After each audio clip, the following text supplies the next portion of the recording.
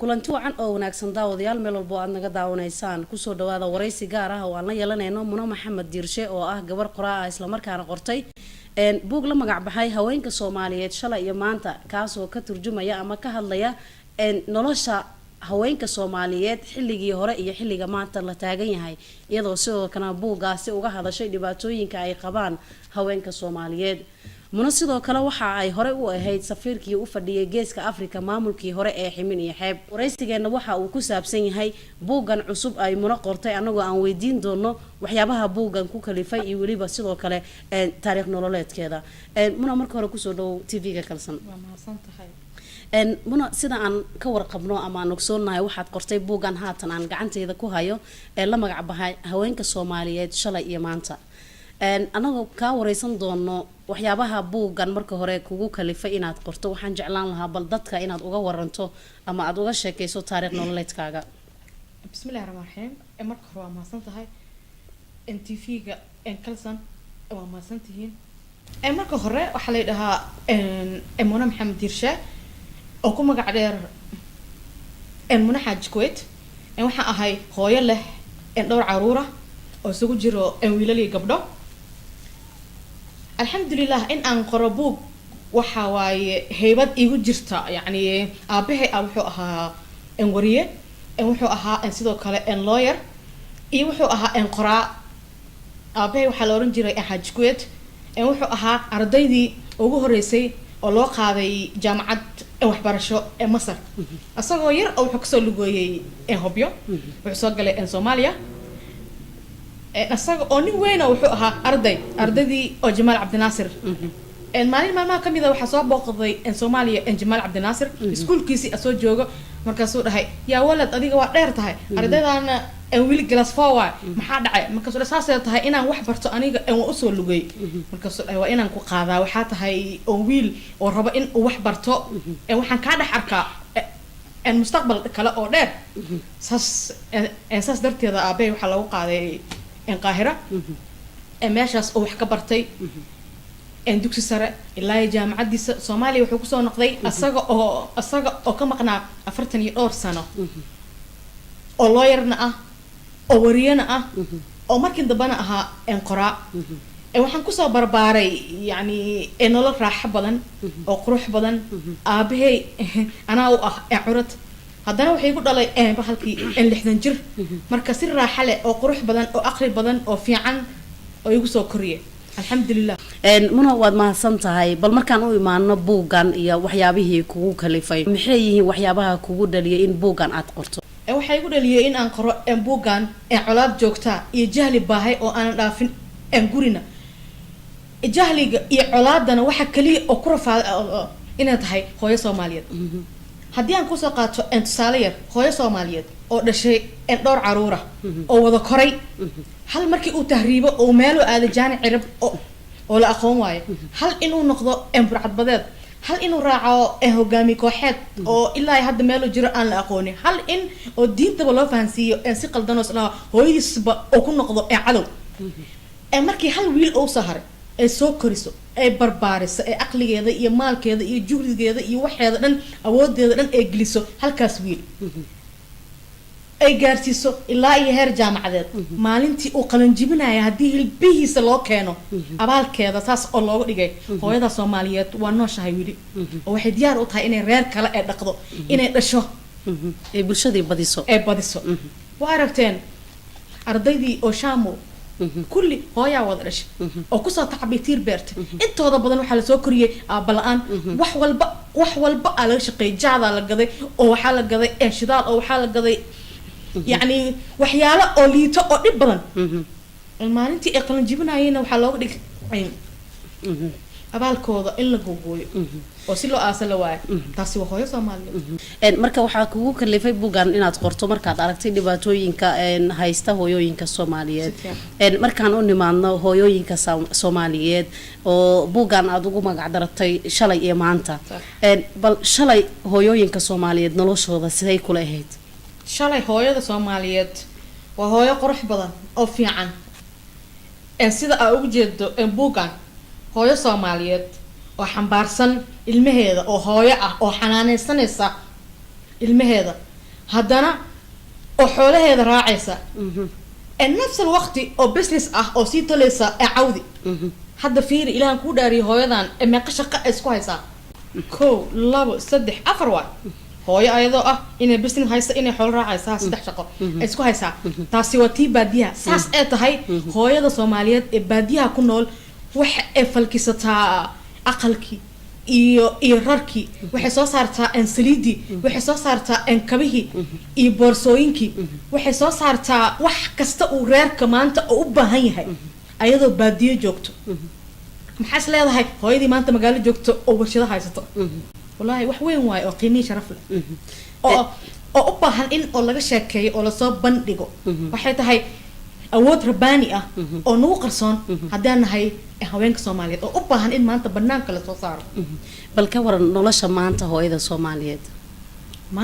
maanta nolosha hooyada Soomaaliyeed maanta waa hooyo haysata qalin oo jahliga oo haysata qalin oo macalimada oo waliba lacag la'aan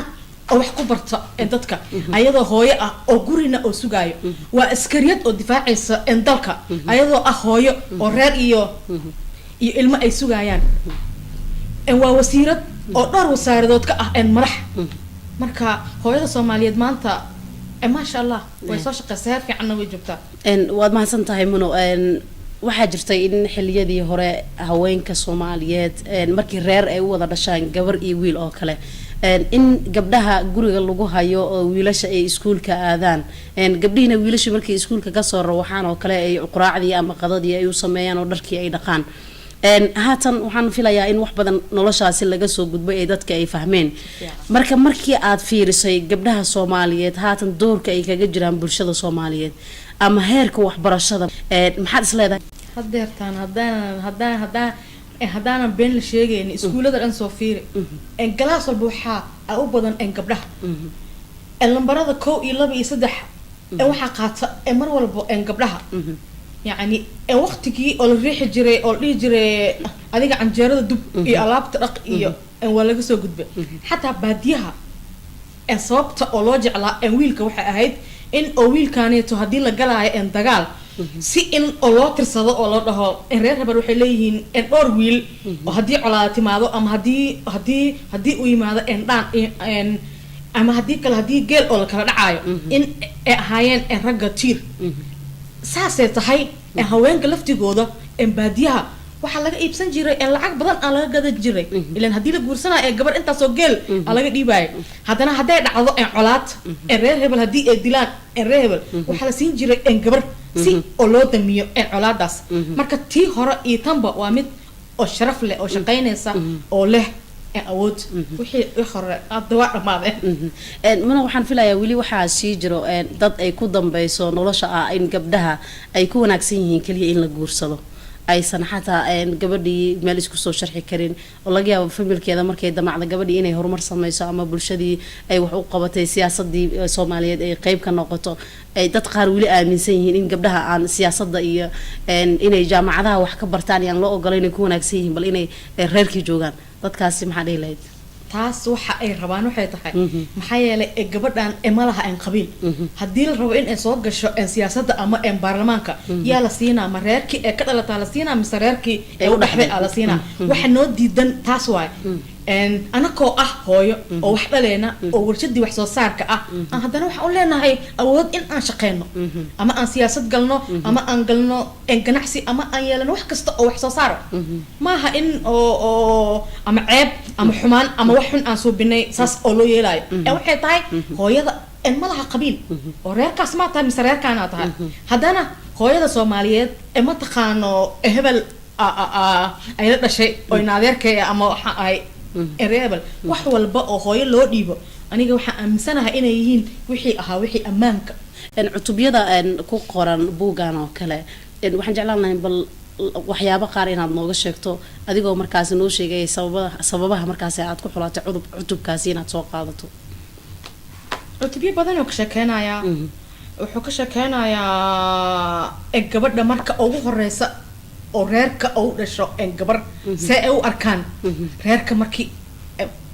ay u dhalato gabar iyo marka ay u dhashaan wiil maxaa u dhaxeeya farqiga wiilka iyo gabadha hadii aan kala qaado ان gabadha ku dhalata en miiga waxay leeyihiin reerkii maxaa dhashay gabar hoosaa loo dhahaa xataa maanta in lagu farxo oo waxay dhalatay en gabar la dhaho ha ka yaabin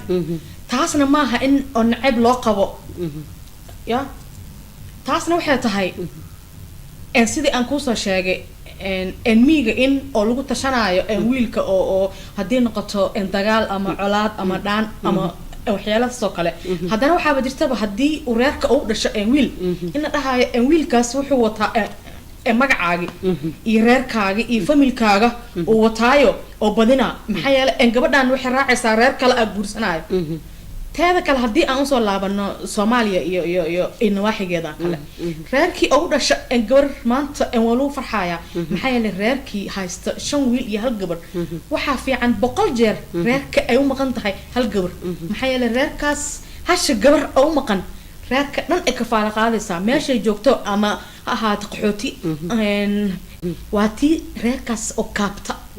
oo wax siisa oo waxtarkeeda oo la arko marka waxaan isleeyahay hadeertaan maadaama ee dagaaladii iyo colaadii waxa lagu farxaa in gabdhaha maadaama oo la arkay wax soo saarkoodii iyo shaqadoodii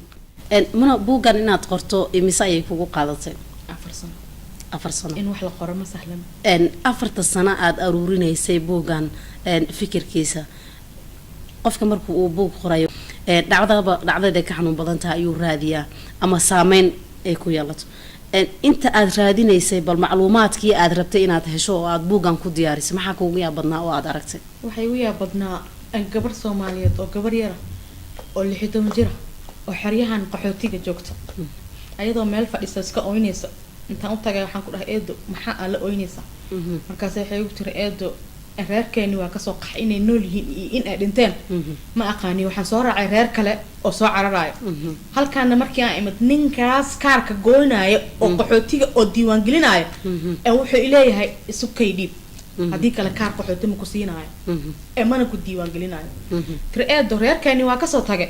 meeshaan ma joogi karo en diiwaan gelis la-aan mana aqaani waxaan suubiyo waxaan ahay en gabar yar ma rabo in mustaqbalkeyga aan ku ciyaaro kaar qaxooti dartiis ma waxaad buuga ku lifaaqday dareen adiga nafsiyan kugu jiro mase dhacdooyin xanuun badan oo dhowr ah adiga aad aragtay markaasaad buugi ku dabaqday marka hore waxa hadii aadan dareemin maba qori kartidba yani adoo dareemin oo aqligaaga iyo fikirkaaga iyo damiirkaaga uusan ku siinin maahaba wax oo yani aa qori kartid kow anay igu dhalatay oo waa ka fikiray oo waa ka danqaday oo waxa isleeyahay xaqiiq dhaba iyo wax daaqligeyga ah oo igu jira ahayd taas ka sokow waxa hadana tahay in xaqiiq ah soo aragtid ama indhahaaga ku arag ama soo ogaawo soo baar waxa aqasaba inaa qortid xaqiiq oo dhaba iyo wax oo run ah maxaa yeelay adiga biri waa tagaysaa buuggaana wuu joogaya goormaad ogaatay inaad wax qori karto wallaahi anigoo yar aniga oo dugsiley ah waxaan dhigan jiray dugsi oo ku yaalo bulxuwey markii dambe waxaan arkay aawo heblaayo waa la aroose yaa aroose sheekhi oo muxaadarada aqrin jiray aawo heblaayo waa la aroose yaa aroose macallin hebel aawo heblaayo waa la aroose hal bil gudaheeda 20 gabdhood oo kale in la aroose kasaxada intee degteen iska dhaafaysiin dugsiga kulligiina waa leedin aroose markaas waxay u tiri heblaayo waa soo furo oo markii horeba waxa loo sheekeeyay waxa isu guursaneynaa ilaahay dartiisa hal joorari loo dhig ilaahay dartiis isu guursadeen oo waa soo furay inta meel fariisto maskaxdeeda ay ka weynaatay waa la guursada waa la furay maxaa waay aqligan iyo dhaqankan abaayo waa la qabaa eedo waa la qabaa habarar waa la qabaa waxa soo furayna ma arkin weligeyga inta u tagay aabahe هذا وجوري هذا إلهي ونحرسته لا ونحرسته آمين أنا ولقي أبيه وحلا هنجر إن صاحب صار أبو دكسي وحكى على تاريخ عجيب أنت سقبل على راسي هذا نوال فرق وحكوا في عين إلا قرأ هاي ما حدا يكن دوح قرأ والله أنت على الأب جوك أبو أد أربح أنت دكسي هذا أبو والله إلا قرأك في عين إن لو حلا قرأك في عين معقول مية إن يعني وقت كوبن أو الكورسة أو وقت كوبن أو السفر وحكلا نقطة دعية حالا سكو أروسها ألعب ميا إدتك محيط هسان وحيلا نقطة وحيابة وهذا اسمه إلاوي حدا markii aan bilaabay in aan wax qoro aan soo xasuustay asta alla ilaha muna waaga saarabtay ila inaan wax qorto wallahi ana asli yaa waa hadda soo xasuustay waxaan soo xasuustay dib marka aad rabtay inaad buugga qorto ay qisadaadii sheekadaadii hore kugu soo dhacday xilligaas dareenkii kugu jiray waagaas ma dareemayni laakiin waad baahsan tahay muno waxaa jira hooyooyin fara badan oo ku nool dalka Soomaaliya isla markaana dhibaatooyin fara badan ay dalkii ku haystaan qaarkoodna aysan helin xilligii hore inay wax bartaan ka waran bal hooyooyinkaas oo kale aan wax baran dhibaato intee leeg ay ku qabaan caruurtooda xilliyada ay wax baranayaan wallahi dhibaato dhib badan ay ku qabaan maxaa yeelay wiilkaaga hadii uu jaamacad dhigto ama arday uu yahay ama uu rabo in uu wax barto adna aadan aqoonin sida loo qoro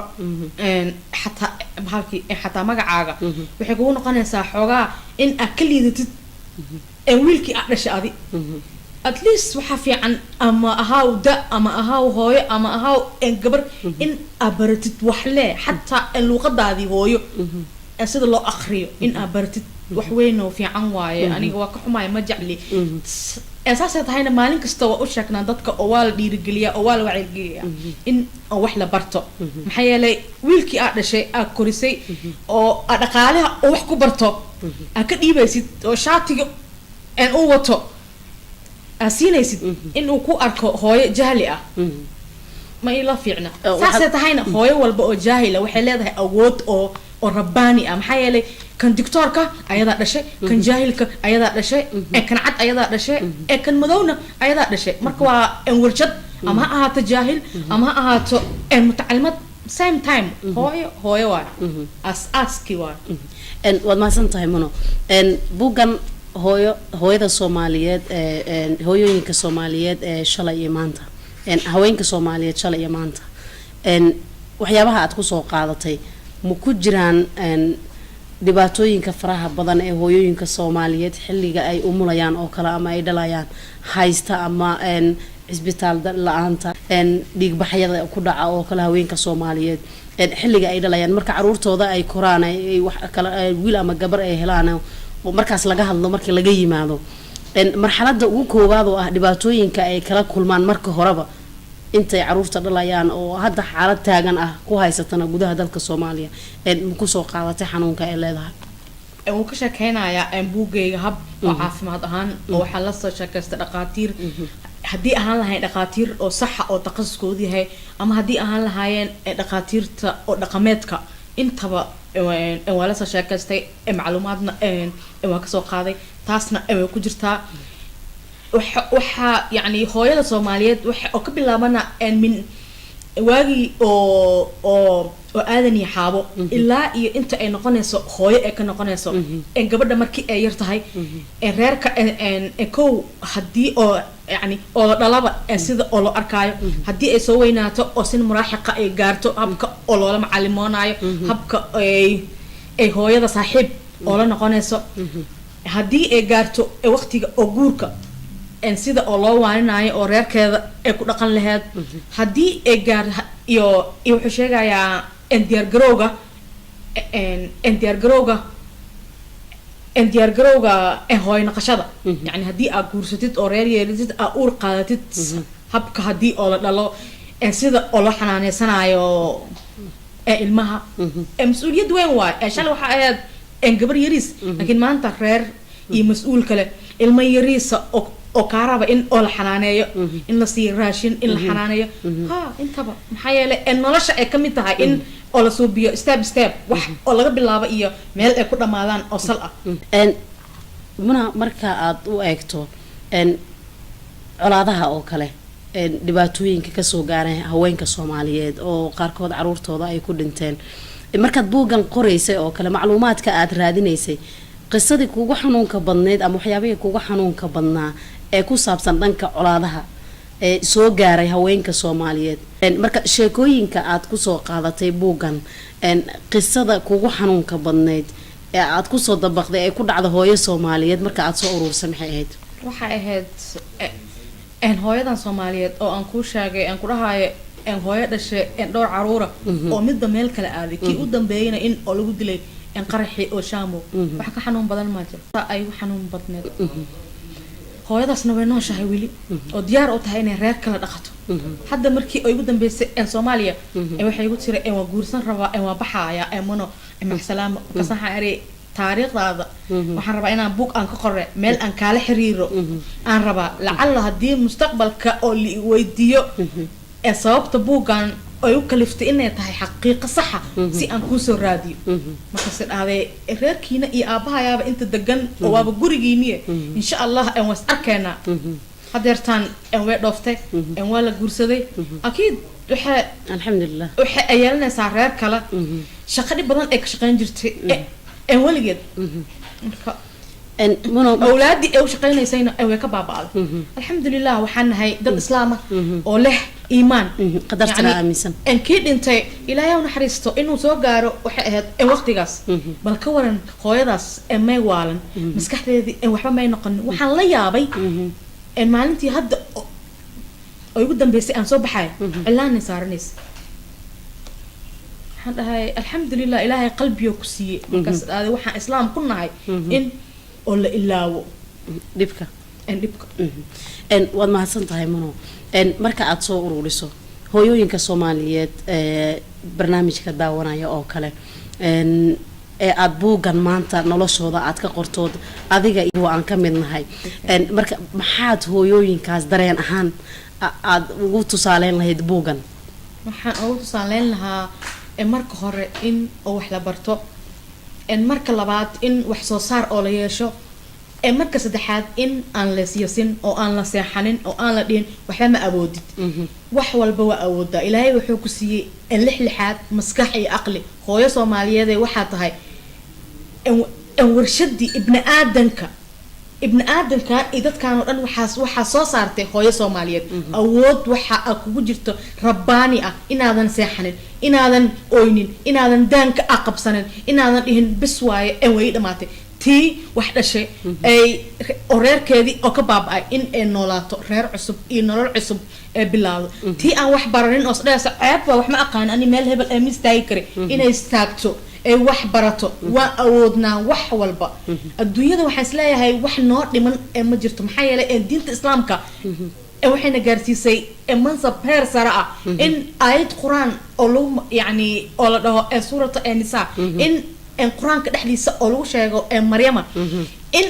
أمرك أن هي يريسكا أنا لحفظيه إن هدي أن سكرنا أن قناه إنما إن أنا لا صوبي إن ورديال أولو إن مال ما هذه كرتان إلا أهشان محرم ها إن محرم هدي أن قناه قاية إلا ده إن جنة وحدة هاي خويا هذا إن لو هذا هوستيدا هدي اللي يري حق ياله هاي أبو هدي اللي يري إن سد حجر هاي مركب وحنا هريان جيرن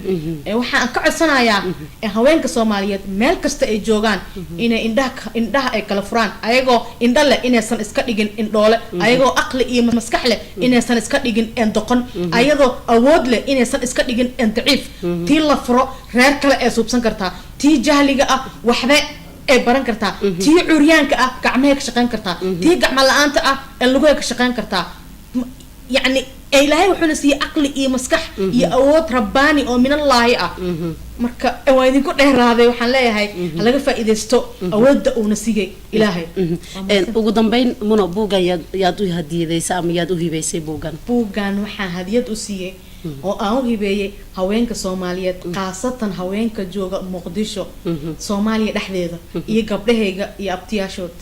daawadayaal intaasi ayaan ku soo gabagabeynayaa wareysigii gaarka ahaa ee aan la yeeshay Muno Maxamed Diirshe oo ah gabar qoraa ah isla markaana qortay buugga la magac baxay haweenka Soomaaliyeed shalay iyo maanta oo isla markaa ay ku cabirayso dhibaatooyinka hooyooyinka Soomaaliyeed la soo darsay ama ay soo mareen iyo maanta marxaladda ay ku jiraan iyadoo markaasina hooyooyinka Soomaaliyeed ku dhiirigelisay in noloshooda ay tahay mid aad u adag isla markaana ku tirsan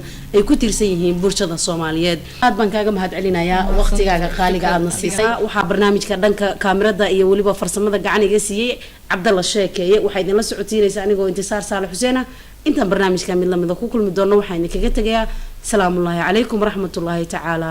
wa barakaatuh